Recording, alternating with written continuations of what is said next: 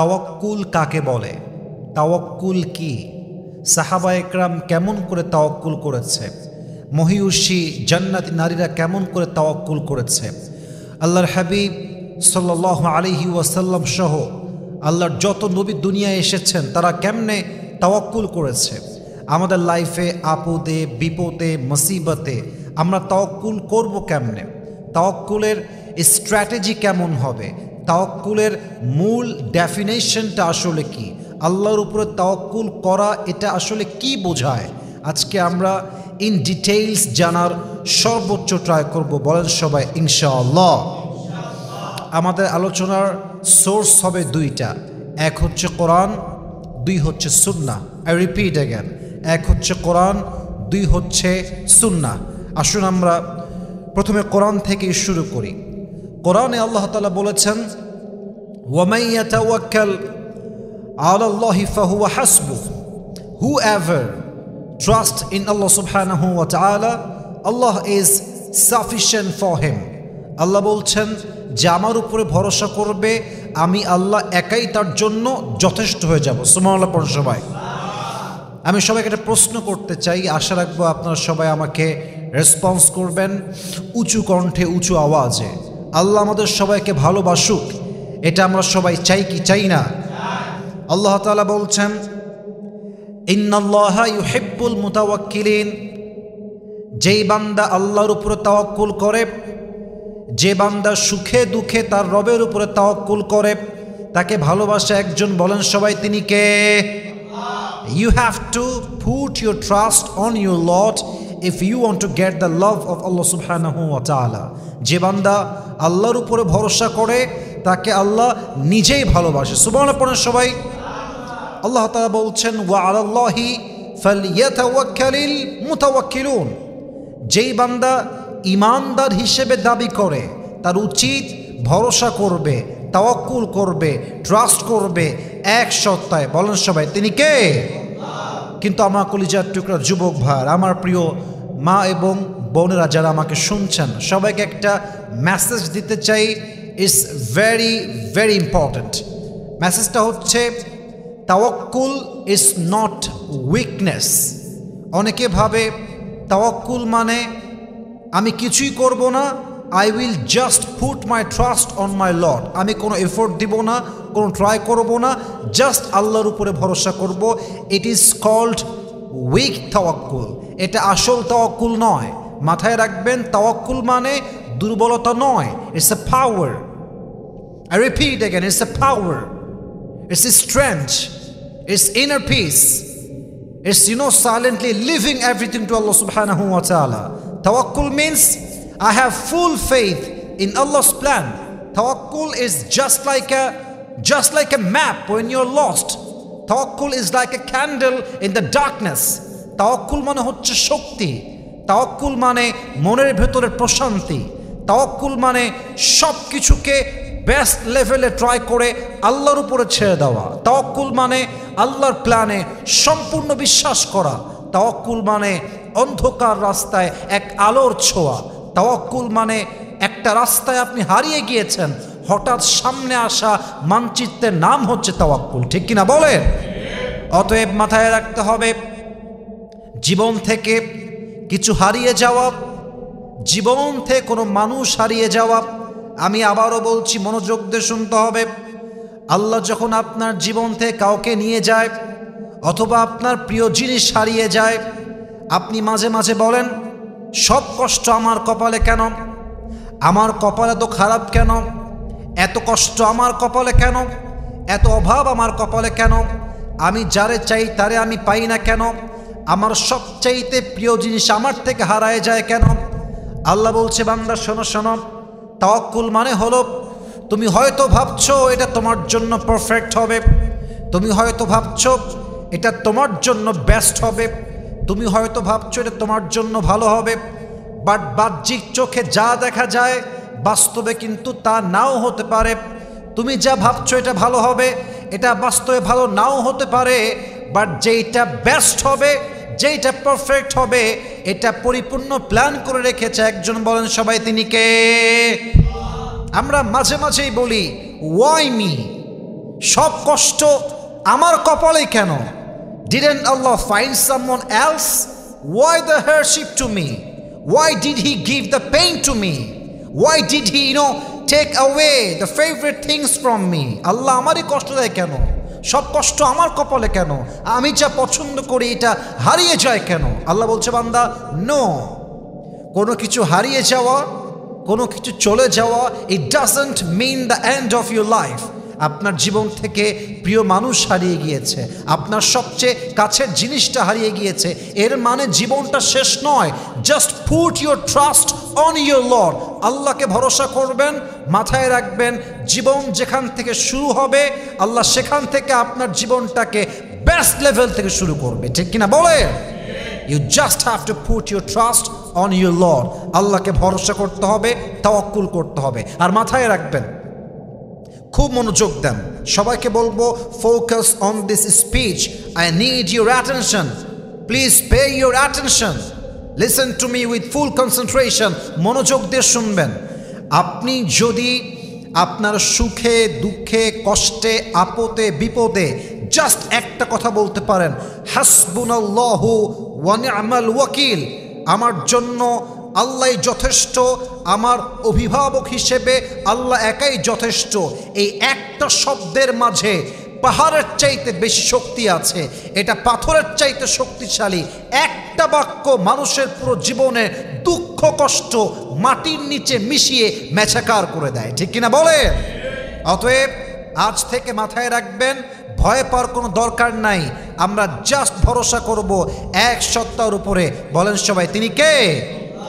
আল্লামা ইকবাল কি সুন্দর করে লিখেছেন, গম কে বাদ খুশি জরুর আती है और ये खुशी रब के तरफ से ही आती है। हर रात के बाद दिन की रोशनी छा जाती है, सब्र करने वालों को नेमत मिल ही जाती है। जो दुख में भी रब को याद करता है, रब उसका हाथ कभी नहीं छोड़ता। जो दुख में भी रब को याद करता है, रब उसका हाथ कभी नहीं छोड़ता। जो दुनिया से कुछ ना कहे, बस रब से कहता है, उसकी दुआओं का जवाब खामोशी में आता है। जब तुझे मांगना हो तो उसी से मांग, जब तुझे पुकारना हो तो उसी को पुकार, जब तुझे भरोसा करना हो तो उसी पर कर, क्योंकि भरोसे के काबिल सिर्फ वही है, वो तेरा रब है, वो तेरा अल्लाह है, ठीक कि ना बोलें? কষ্টের পরে সুখ আসে, যেমন রাতের পরে দিন আসে। মাথায় রাখবেন, যেই বান্দা কষ্টের সময় আল্লাহকে ভোলে না, তার সুখের দিন দেখায় একজন। বলেন সবাই, তিনি কে? অতএব আজ থেকে কষ্টের কথা দুঃখের কথা দুনিয়ার মানুষের সঙ্গে আগে নয়, বাবার সঙ্গে আগে নয়, মায়ের সঙ্গে আগে নয়, বইয়ের সঙ্গে আগে নয়, বন্ধুর সঙ্গে আগে নয়। যত কষ্ট হবে ওয়া ইলা রাব্বিকা ফারগাব, সমস্ত দুঃখ কষ্ট মনের জ্বালা যন্ত্রণা আমরা বলবো জাস্ট একজন রবকে। বলেন সবাই, তিনি কে?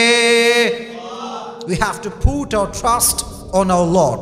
আমাদের সমস্ত আশার জায়গা, আমাদের ভরসার জায়গা একমাত্র আমাদের আল্লাহ তাআলা। বলেন সবাই আল্লাহু আকবার। আসুন আমরা কিছু ঘটনা সাজেস্ট করব আপনাদেরকে, আপনারা ইন ডিটেইলস পড়ার ট্রাই করবেন যাতে করে আল্লাহর উপরে তাওয়াক্কুলটা খুব বেশি বাড়ে। আমি জাস্ট কয়েকটা হাদিস থেকে ঘটনা রেফারেন্স হিসেবে মেনশন করতে চাই, just to motivate you, just to make you realise what is the meaning of তাওয়াক্কুল। আমি আপনাদের ইসলামের জ্ঞান সম্পর্কে একটু প্রশ্ন করতে চাই। আমি জানতে চাই যে আপনারা আসলে কতটুকু জানেন, আমি দেখতে চাই। বলেন তো সবাই, নবী করিম সাল্লাল্লাহু আলাইহি ওয়াসাল্লামের সবচাইতে কলিজার টুকরা মেয়ে, তার নাম কি ছিল? ফাতেমা রাদিয়াল্লাহু তাআলা আনহা। সেকেন্ড কোয়েশ্চেন, বলেন তো ফাতেমার স্বামীর নাম কি ছিল? আলী রাদিয়াল্লাহু তাআলা আনহু। এক বীর পুরুষ, এক বীর বাহাদুর। আলীর তাওয়াক্কুল আল্লাহর উপরে কেমন ছিল? I am just going to give you the best example of Ali রাদিয়াল্লাহু তাআলা আনহু। দেখেন আল্লাহর তাওয়াক্কুল কাকে বলে, আল্লাহর উপরে ভরসা কাকে বলে। উহুদ এবং বদরের যুদ্ধের পরে আল্লাহ তাআলা মুসলমানদের পজিশন, পাওয়ার অনেক বেশি স্ট্রং করে দিলেন। মুসলমানদের অবস্থা খুব শক্তিশালী হয়ে গেল। অপরদিকে কাফেরদের অবস্থান অত্যন্ত দুর্বল হয়ে গেল। কাফেররা অনেক বেশি উইক হয়ে পড়ল। কাফেরদের মাথা ঠিক নাই, মাথার তার ছিঁড়ে গিয়েছে। একটাই প্ল্যান, একটাই ইচ্ছা, একটাই ফিউচার প্ল্যান, মুসলমানদেরকে ধ্বংস করব কেমনে, মুসলমানদেরকে আমরা বরবাদ করব কেমনে। একটা প্ল্যান নিয়ে তারা সামনে চলছে।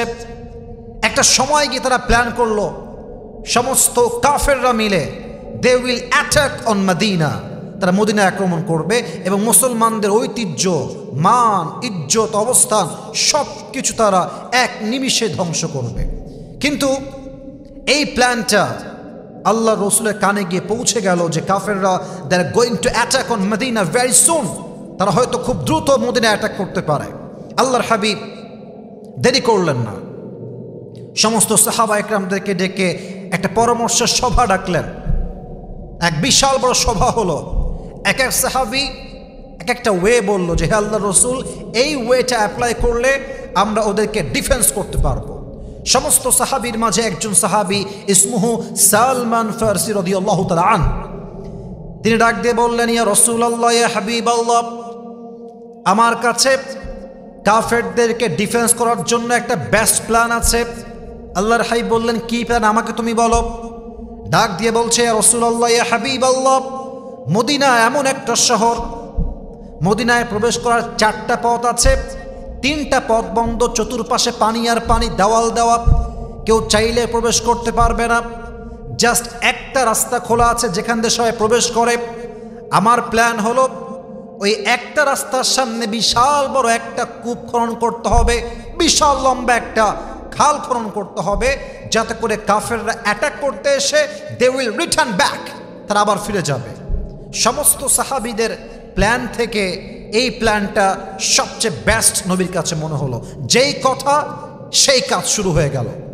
সাহাবা একরামরা প্রায় 6 দিন যাবত কূপ খননের কাজ শুরু করলেন। বিশাল লম্বা খাল, এটাকে কূপ না, এটাকে আমরা খাল বলতে চাই।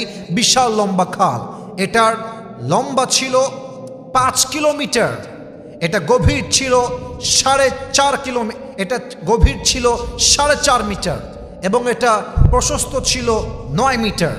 বিশাল লম্বা 5 কিলোমিটার রাস্তা জুড়ে একটা খাল খনন করা হলো। যখন খালের কাজ শেষ হয়ে গেল, বাস লাস্ট দিন কাফেররা অ্যাটাক করতে আসলো মদিনার উপরে। এসেই দেখছে মদিনার প্রবেশ পথে বিশাল লম্বা খাল খনন করা হয়ে গিয়েছে। তারা অবাক হয়ে গেল, ইন দিস শর্ট টাইম, এত অল্প সময়ে এত লম্বা খাল খনন করলো কেমনে? মূলত এই খাল খনন করতে সহযোগিতা করেছে একজন, বলেন সবাই, তিনি কে? কাফেররা আটকায় গেল। হাদিসে আসছে কাফেররা অপেক্ষা করলো 7 দিন, 10 দিন, 2 উইকস, 3 উইকস।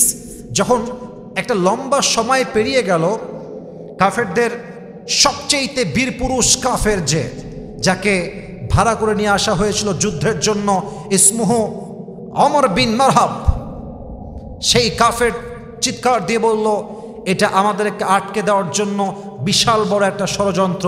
আমি আর এখানে একটা মুহূর্ত অবস্থান করতে পারবো না, আমি এখনই রাইট নাও আমি খালে লাফ দিব, আমি সাঁতরে গিয়ে মদিনায় গিয়ে একা অ্যাটাক করবো, আমি কাউকে ভয় পাই না। যেই কথা সেই কাজ।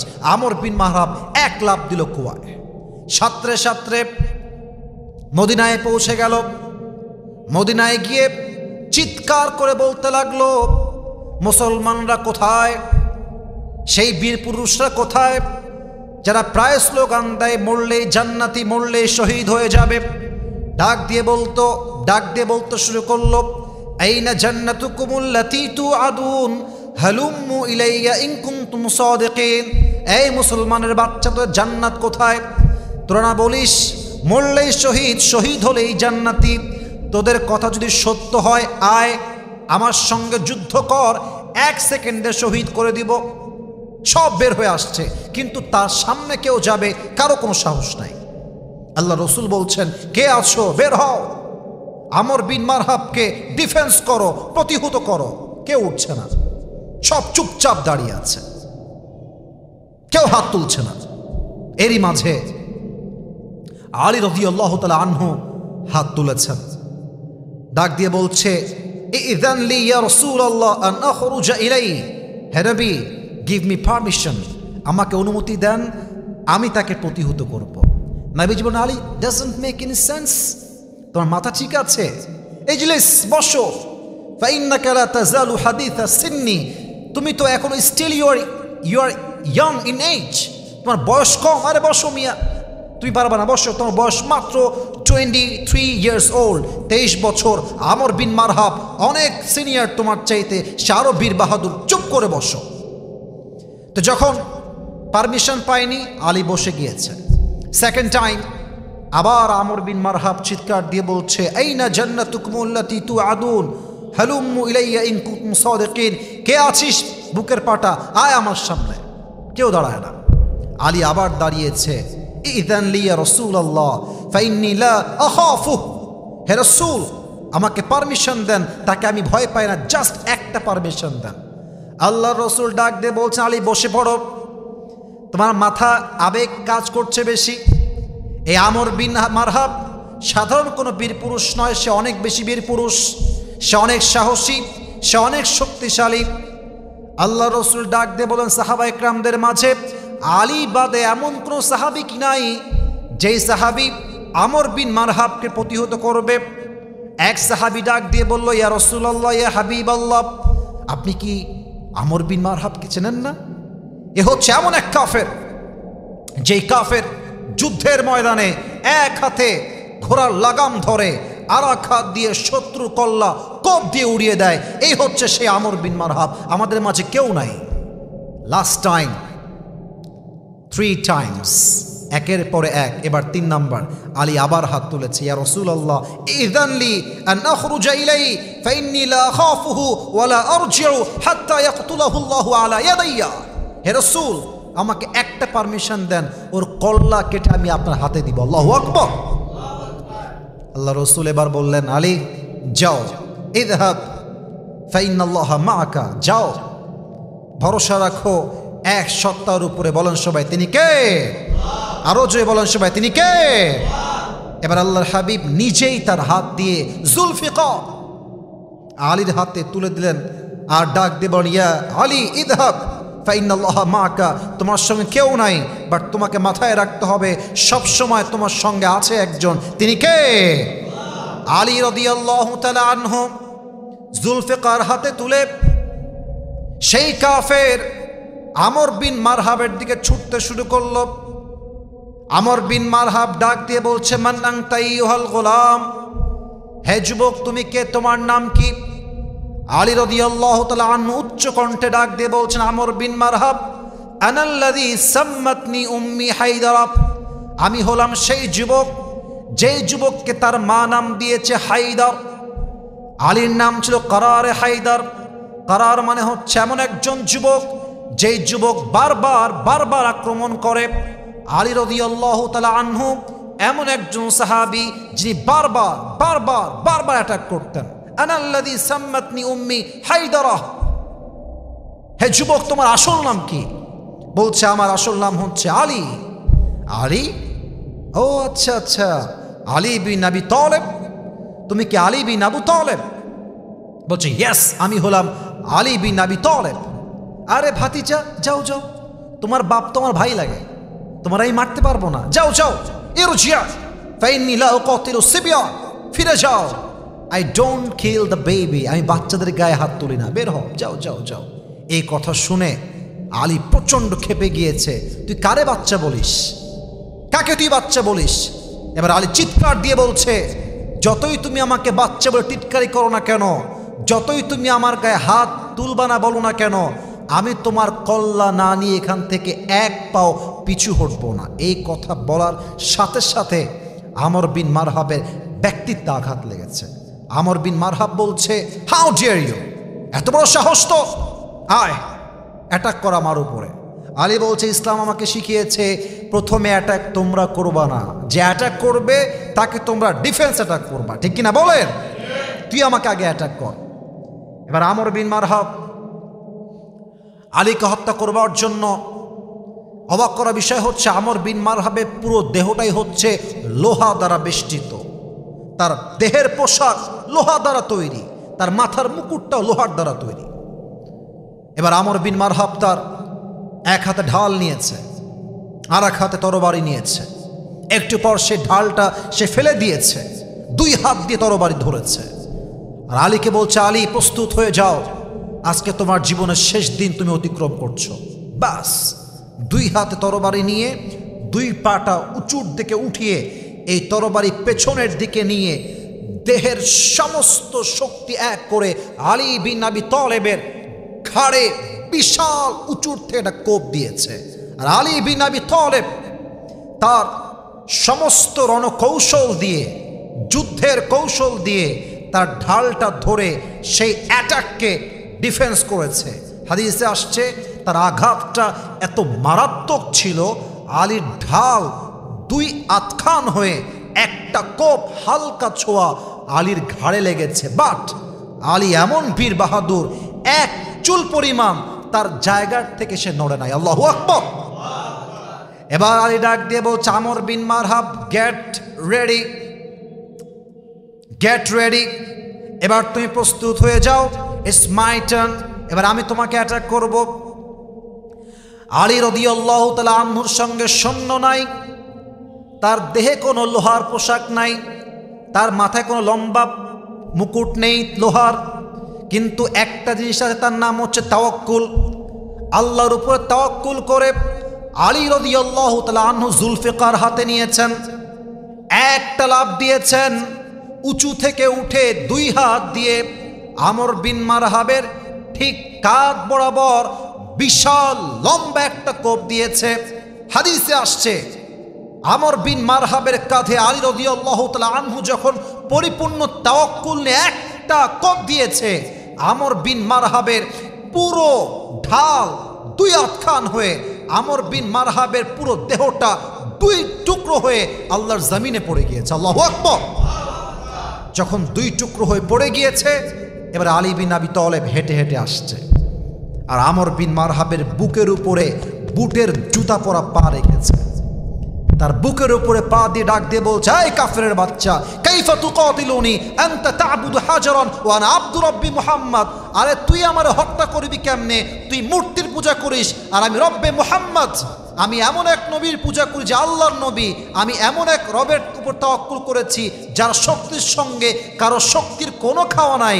আর যেই বান্দা রবের উপর তাওয়াক্কুল করে তাকে কখনো একজন কাফের মূর্তি পূজারী হারাই দিবে, এটা কষ্টের কালো সম্ভব হতে পারে না। ঠিক কিনা বলে? কাইফা তুকাতিলুনি আনতা তা'বুদু হাজারান ওয়া আনা আব্দু রাব্বি মুহাম্মদ। তুই ভরসা করিস মূর্তির উপরে, আমি ভরসা করি আল্লাহর উপরে। আর যার তাওয়াক্কুল আছে আল্লাহর উপরে, সে কখনো কাফের বেঈমান মুরতাদের সামনে তার মাথাকে নত করতেই পারে না। ঠিক কিনা বলে? দিস ইজ কল্ড তাওয়াক্কুল। যখন তাওয়াক্কুল থাকবে আপনার হৃদয়ে, হাজার শত্রু আপনার সামনে থাকতে পারে, বাট তাওয়াক্কুল যদি সত্যিকার অর্থে হয়, হাজার হাজার কাফের আপনার সামনে পরাজিত হতে বাধ্য হয়ে যাবে। ঠিক কিনা বলে? এটার নাম তাওয়াক্কুল। আচ্ছা বলেন তো, আমাদের, ভয় পাবেন না কেউ, সবাই উত্তর দিবেন, আমাদের জাতির পিতার নাম কি? আমাদের জাতির পিতার নাম আদম না, ইব্রাহিম আলাইহিস সালাতু ওয়াস সালাম। বলেন সবাই, আমাদের জাতির পিতার নাম কি? ইব্রাহিম আলাইহিস সালাম। ভুল হওয়া কোনো অন্যায় নয়, বাট জেনে নেওয়াটা এটা সবচেয়ে বেস্ট উপায়। বলেন সবাই, আমাদের জাতির পিতার নাম কি? ইব্রাহিম আলাইহিস সালাতু ওয়াস সালাম। ওনার ব্যাপারে আপনার সবাই জানেন। নমরুদ তাকে বলল, ইব্রাহিম, এক আল্লাহর ইবাদত ছেড়ে দাও, দাওয়াত ছেড়ে দাও, কালেমার দাওয়াত ভুলে যাও, আমার সামনে মাথা নত করো, আমি তোমাকে ছেড়ে দিব, আমি তোমাকে হত্যা করব না। ইব্রাহিম বলল, জীবন যাবে, বাট আমার হৃদয় থেকে ঈমান নামের সম্পদ কেড়ে নেওয়া যাবে না। ঠিক কিনা বলেন? নমরুদ এবার বিশাল বড় আগুনের কুণ্ডুলি জ্বালিয়ে ইব্রাহিমকে বলল, ইব্রাহিম, লাস্ট চান্স, আবারও ভেবে নাও, যদি আমার কথা না মানো তোমাকে আমি আগুনে নিক্ষেপ করে পুড়িয়ে মারব।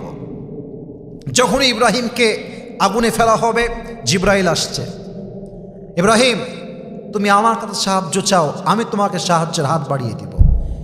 ইব্রাহিম আলাইহিস সালাম ডাক দিয়ে বলছে, জিবরাইল শোনো শোনো, আমি ইব্রাহিম এমন রবের ইবাদত করি না যে রব তার বান্দার কষ্ট নিজের চোখে না দেখতে পায়। তোমার সাহায্যের কোনো দরকার আমার নাই, আমাকে সাহায্য করলে সাহায্য করবে একজন, বলেন সবাই তিনি কে? আমার আল্লাহ আমাকে সাহায্য করবেন। এবং আমি ইব্রাহিম যদি একবার আগুনে পুড়ে আমার আল্লাহ সন্তুষ্ট হয়, খুশি হয়, রাজি হয়, আমি ইব্রাহিম আগুনে একবার নয়, আমার রবের খুশির জন্য আমি ইব্রাহিম আগুনে কয়েক হাজার বার পুড়তে প্রস্তুত আছি। আল্লাহু আকবার। তোমার সাহায্যের কোনো প্রয়োজন আমার নাই। এবার নমরুদের যেই কথা সেই কাজ। নমরুদ ইব্রাহিমকে ধরে আগুনে নিক্ষেপ করল। ইব্রাহিম বললেন, হাসবুনাল্লাহু ওয়া নি'মাল ওয়াকিল, আল্লাহ আমার জন্য যথেষ্ট, তিনি আমার সবচেয়ে সেরা অভিভাবক। যখন ইব্রাহিমকে আগুনে ফেলা হবে সঙ্গে সঙ্গে আল্লাহ আগুনকে নোটিশ করলেন।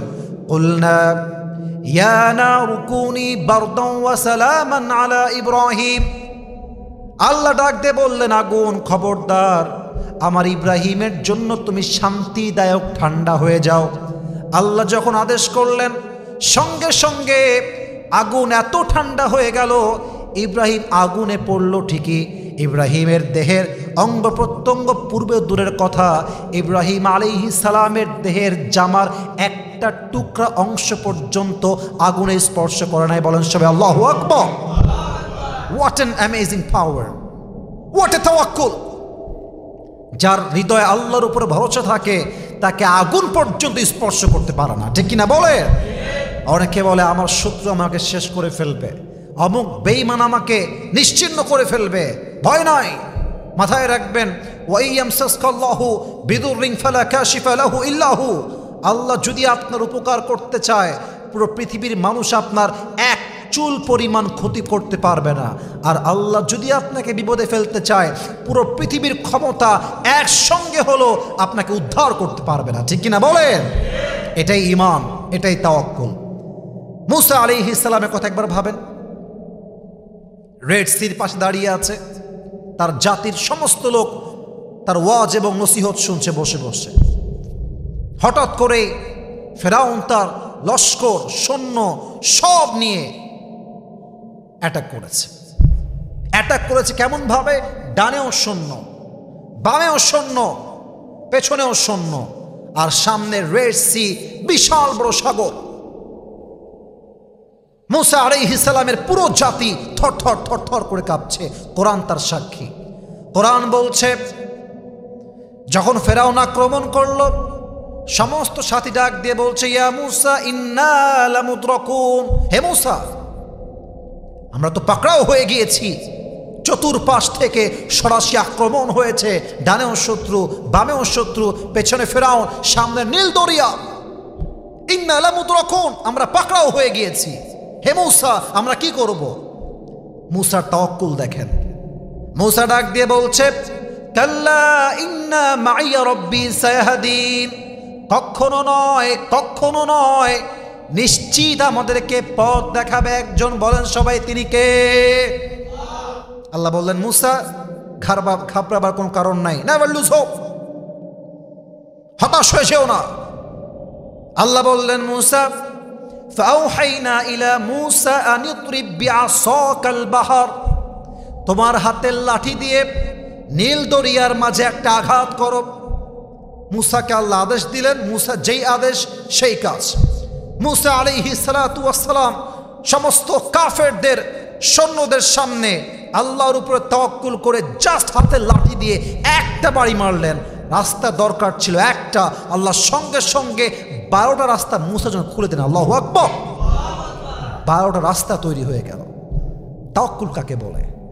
হয়তো আপনি আর আমি আজকে রেড সির সামনে দাঁড়িয়ে আছি, বিশাল লম্বা সাগর সামনে, ডানেও শত্রু, বামেও শত্রু, পেছনেও শত্রু। অ্যাট দ্যাট মোমেন্ট যদি আপনার তাওয়াক্কুল থাকে আল্লাহর উপরে, পৃথিবীর সমস্ত শক্তি মিলেও আপনার একটা চুল বাঁকা করতে পারবে না, ঠিক কিনা বলেন?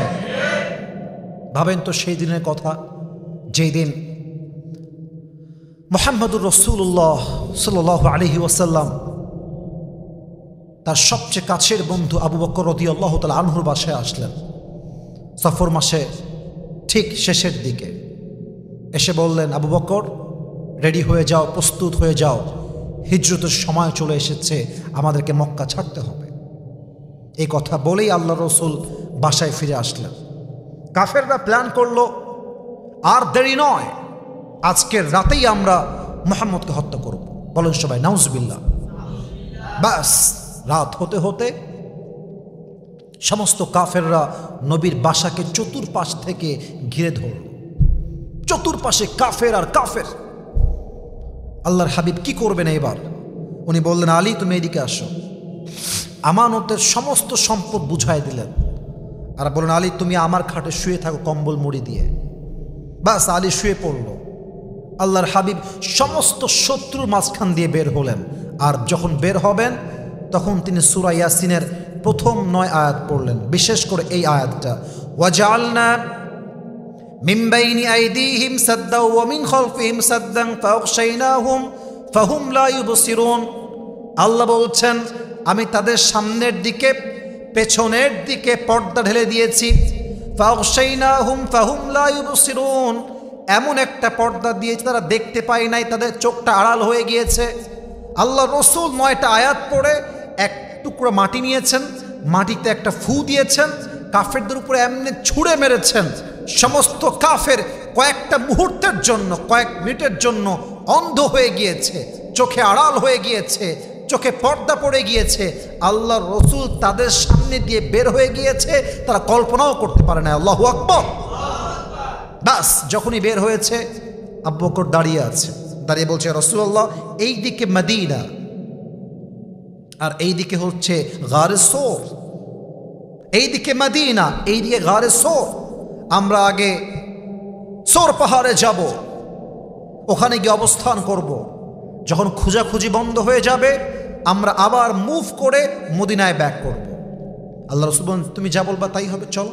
কিন্তু যখন তারা বের হলেন, হাদিসে আসছে আল্লাহ রসুল তার পায়ের সামনের পায়ের পাতালির উপরে ভর করে হাঁটছিলেন, এমনে এমনে এমনে, পেছনের পাটা ফেলছিলেন না। এর কারণ আরবের ওই সময় একটা দস্তুর ছিল, নিয়ম ছিল, একটা সিস্টেম ছিল যে কিছু ফুট ট্র্যাকার ছিল, এটাকে আরবিতে বলা হয় কাফিয়াল আথর, যারা মানুষের পায়ের চিহ্ন দেখে বলতে পারতো যে মানুষটা কোথায় গিয়েছে আসলে।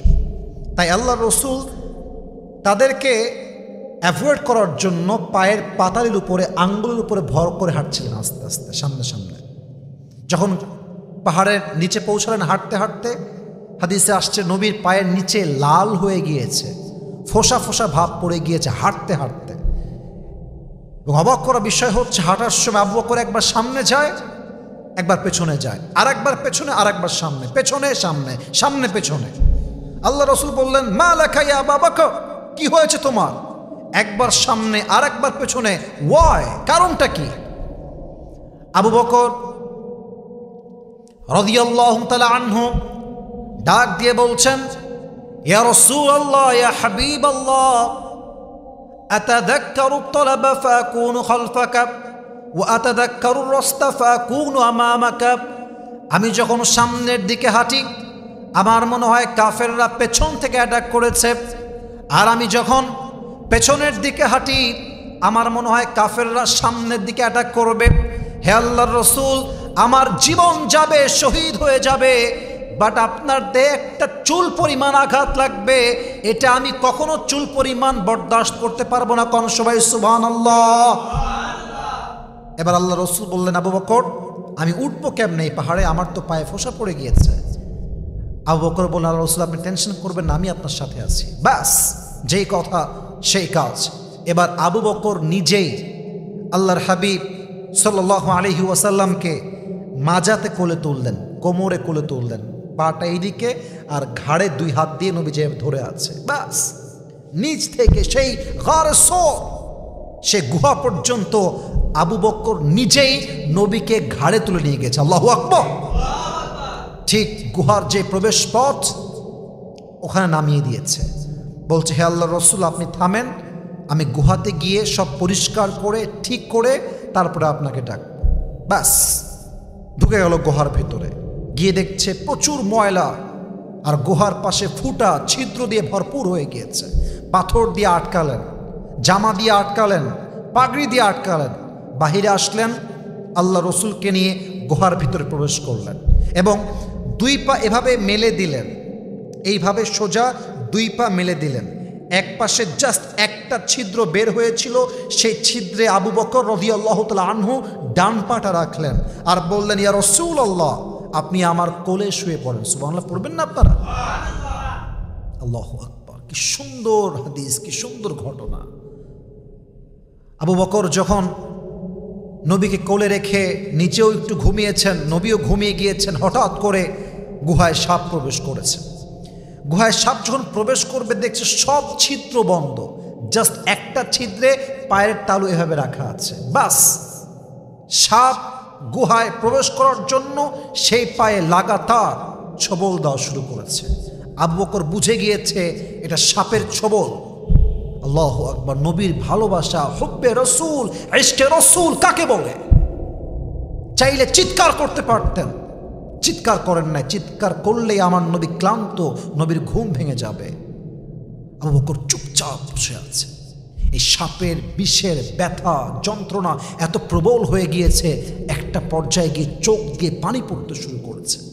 আর চোখের এক ফোঁটা পানি নবীর চোখের উপরে পড়েছে, কপালে পড়েছে। বাস, নবীর চোখ খুলে গিয়েছে। চোখ খুলেই দেখছে আবু বকরের পুরো দেহটা লাল হয়ে গিয়েছে, টকটকে লাল হয়ে গিয়েছে। আল্লাহ রাসূল বলছে, আবু বকর তোমার কি হয়েছে? তোমার চোখে পানি কেন? তোমার হাত পা লাল কেন? আবু বকর ডাক দিয়ে বলছে, ফিদাকা আবি ওয়া উম্মি ওয়া কলবি ওয়া রূহি ইয়া রাসূলুল্লাহ। হে আল্লাহর রাসূল, আপনার জন্য আমার বাবার জীবন, আমার মায়ের জীবন, আমার জীবন কোরবান। হে আল্লাহর রাসূল, আমাকে সাপে কামড়ে দিয়েছে। আল্লাহ রাসূল চোখের পানি ছাড়লেন আর বললেন, ইয়া আবু বকর, তুমি আমাকে ডাকতে পারতে, আমাকে বলতে পারতে, আমি উঠে তোমার জন্য সাহায্য করতাম। আবু বকর ডাক দিয়ে বলছে, রাসূলুল্লাহ, আপনাকে ডাকলে আপনার ঘুমে ডিস্টার্ব হবে, জাস্ট আপনার ঘুমে বিরক্ত না করার জন্য আমি চিৎকার করি না। আল্লাহু আকবার। সঙ্গে সঙ্গে আল্লাহ রসুল হাত তুললেন, বললেন, হে আল্লাহ, আমি আমার বন্ধু আবু বকরের উপরে খুশি হয়ে গিয়েছি, তুমিও খুশি হয়ে যাও। দোয়া করার সঙ্গে সঙ্গে জিবরাইল আসলেন, ডাক দিয়ে বললেন, ইয়া রাসূলুল্লাহ, ইয়া হাবিবাল্লাহ, আপনার জন্য সুসংবাদ। আবু বকরকে আল্লাহ তাআলা তার নিজের বন্ধু বানিয়েছেন এবং তাকে আল্লাহ আপনার জান্নাতের সাথী বানায় দিয়েছে। সুবহানাল্লাহ। সবাই ইতিমধ্যে কাফেররা সামনের পদচিহ্ন ফলো করতে করতে করতে গারে সোরে পৌঁছে গিয়েছে নবীকে পাকড়াও করবার জন্য। কিন্তু কাফেররা আসার পূর্বে আল্লাহ একটা কাজ করলেন। গুহার যে বিশাল লম্বা স্পষ্ট দৃশ্য, বিশাল লম্বা একটা গুহার প্রবেশ পথ, এই পুরো প্রবেশ পথটাকে আল্লাহ মাকড়সার মাধ্যমে জাল বুনে দিলেন এবং ঠিক গুহার প্রবেশ পথের মাথায় দুইটা কবুতর এসে ডিম পেড়ে দিল। আল্লাহু আকবার। কাফেররা আসছে, হাঁটতে হাঁটতে হাঁটতে হাঁটতে হাঁটতে হাঁটতে হাঁটতে এক্স্যাক্টলি নবী যে গুহার ভেতরে আছে তার প্রবেশ পথে দাঁড়িয়ে গিয়েছে এবং ফুট ট্রাকার যারা পদচিহ্ন বিশ্লেষণ করতে করতে এই পর্যন্ত আসছে, ডাক দিয়ে বলছে, আবু সুফিয়ান, কাফেরদের সর্দার ডাক দিয়ে বলছে, আবু সুফিয়ান, এক্স্যাক্ট এই গুহার ভেতরে মুহাম্মদ ঢুকেছে, আর কোনো পথ নাই, এখানে তারা প্রবেশ করেছে। আবু সুফিয়ান তাকাইছে, বলছে, বেড়া, তোর মাথা খারাপ? তোর মাথা হুশ বুদ্ধি কিছু আছে? তাকায় দেখ, এই গুহার প্রবেশ পথ পুরোটাই মাকড়সার জাল দিয়ে বোনা। এই জাল মুহাম্মদের জন্মের আগ থেকে এখানে আছে, এখানে পাখি ডিম পেড়ে গিয়েছে। এই গুহায় কখনোই মুহাম্মদ প্রবেশ করতে পারে না, কখনোই পারে না।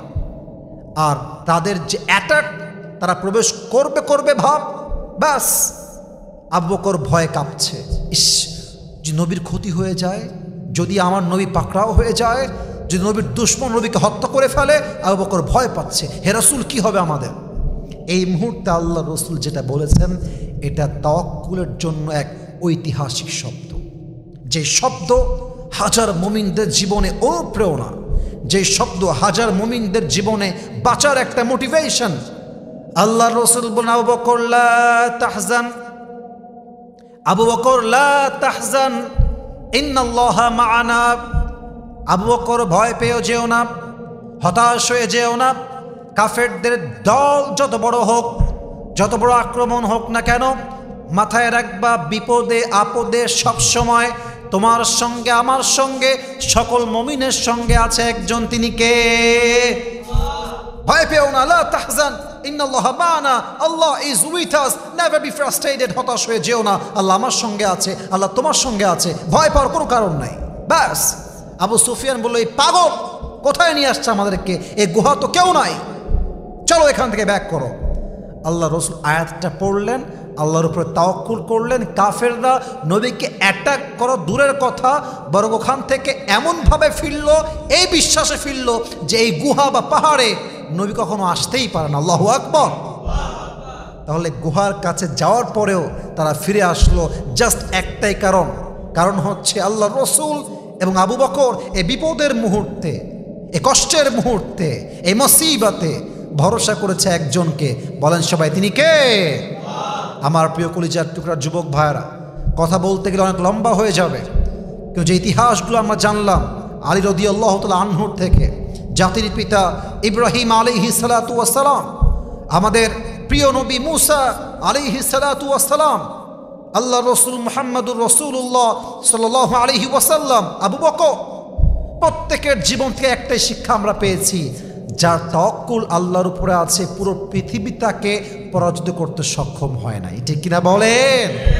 অতএব একটাই কথা, জীবনে আপস আসুক ডাউন আসুক, কষ্ট আসুক সুখ আসুক, প্রিয় মানুষ হারিয়ে যাক কিংবা থাক, ভালো জিনিস পাই কিংবা না পাই, স্বপ্ন পূরণ হোক কিংবা না হোক, what ever is happening in your life, যা কিছু হচ্ছে মাথায় রাখবেন পুরো পৃথিবী উল্টে যাক, আপদ বিপদ দিয়ে ভরে যাক, কষ্ট দিয়ে ভরে যাক, অসুস্থ হয়ে পাগল হয়ে যান, কিন্তু সব সময় আপনার তাওয়াক্কুল, আপনার ট্রাস্ট, আপনার ভরসা হবে এক সত্তার উপরে।